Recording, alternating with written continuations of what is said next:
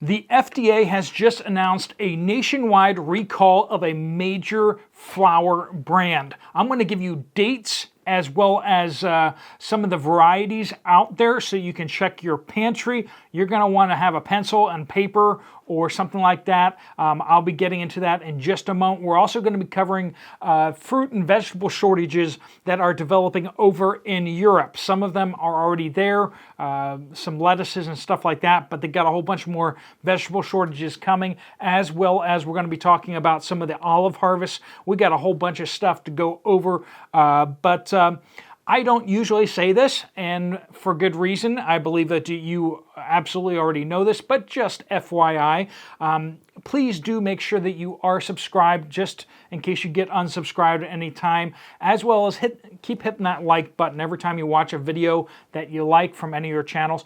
Both subscribing as well as hitting that like button definitely tells YouTube that you like the content, so as you're watching news channels as well as prepping channels and stuff like that you want to support, just click a couple clicks and it definitely tells YouTube, hey, let's get this content out to more people so that more people get a little woke up to what's going on in the supply chains and all that.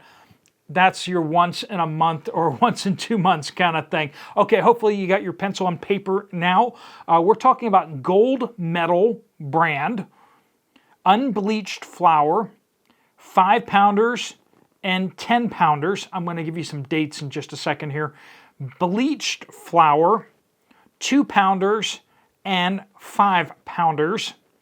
And this is going to be for both of these for best if used by dates of March 27th through 28th, 2024.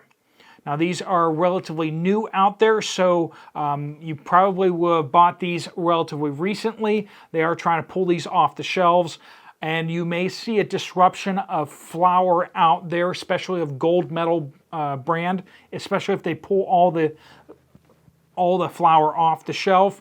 But you should still be able to get generic flour out there.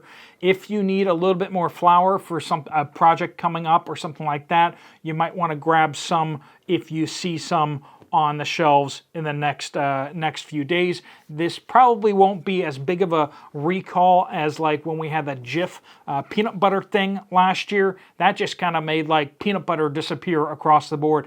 This Gold Medal brand is not as big on the market as Jif is in peanut butter, but there is a possibility we may see some disruptions, especially in some certain areas.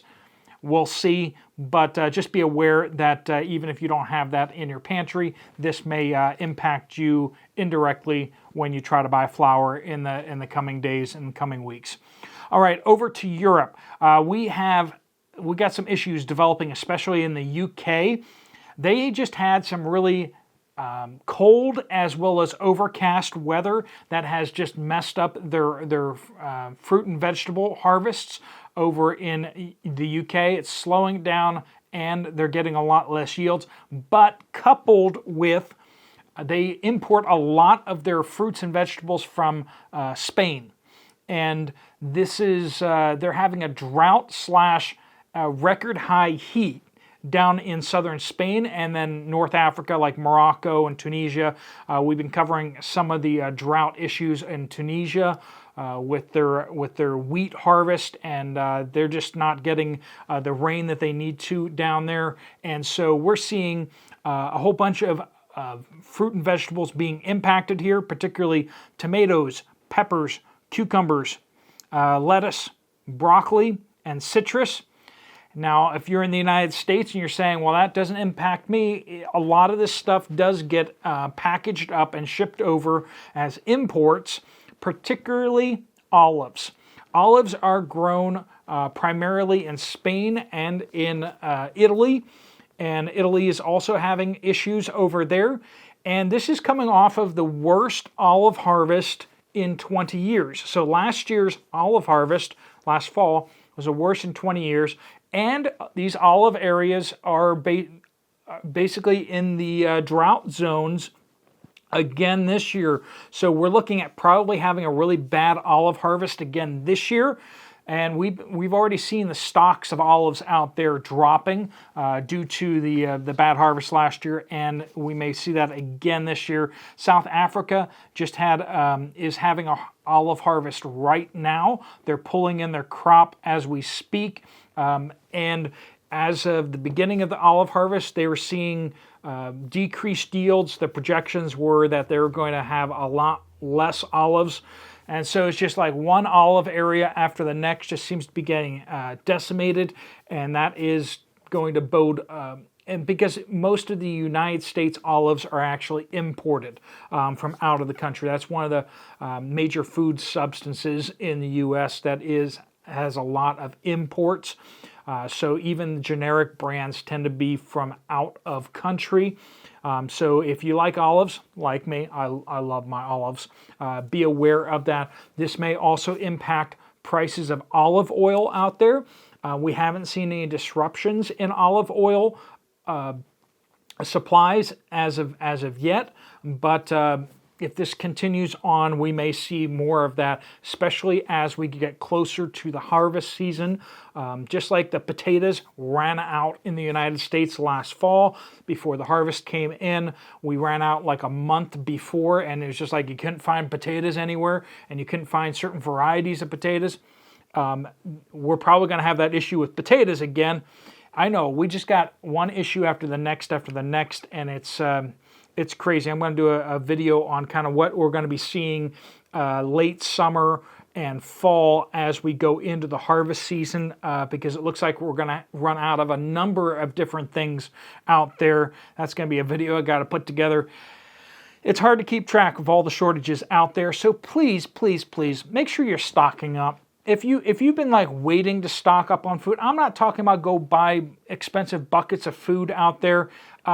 Just buy some extra of whatever you're getting that you eat at home that doesn't go bad very quickly. Just stock up your pantry some extra. That's the first baby step in the right direction. Make sure that whatever you can cook with or whatever make sure you stock more of it. I know a lot of the people watching this video don't have very much on their pantry shelves. They don't have very much. Some of you are like, you got a year's worth or more of food stockpiled for your family, and I'm preaching to the choir right now, but I know a lot of you don't.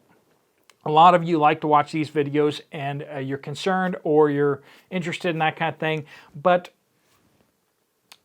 the stores are not responsible for feeding your family. You are.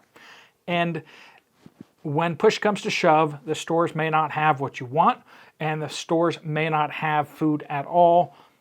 This is how these things work. It can collapse very quickly. We've seen this in many countries out there in the past. This is not some kind of like, crazy out there thing. It literally has happened to 10 countries in the last 30 years.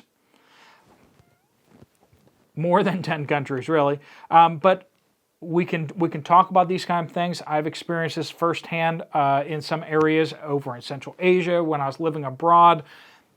This stuff happens, and Americans have been very, very spoiled. Europeans have been very, very spoiled. But that time of spoiling is getting close to an end. So, folks, please do make sure you're stocking up for you and your family. You can find plenty of information about how to stockpile rice and pinto beans in 5-gallon buckets. You can also put them in totes. Lots of different options on that kind of stuff. Doesn't have to be expensive.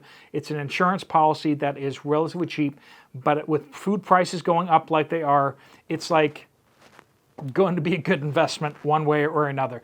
All right, folks, if you found this video to be useful or helpful, you might want to check out another video from me right over here. You just click on it right there. I'll see you over there, or I'll see you later. Steve Poplar of the Poplar Report, out.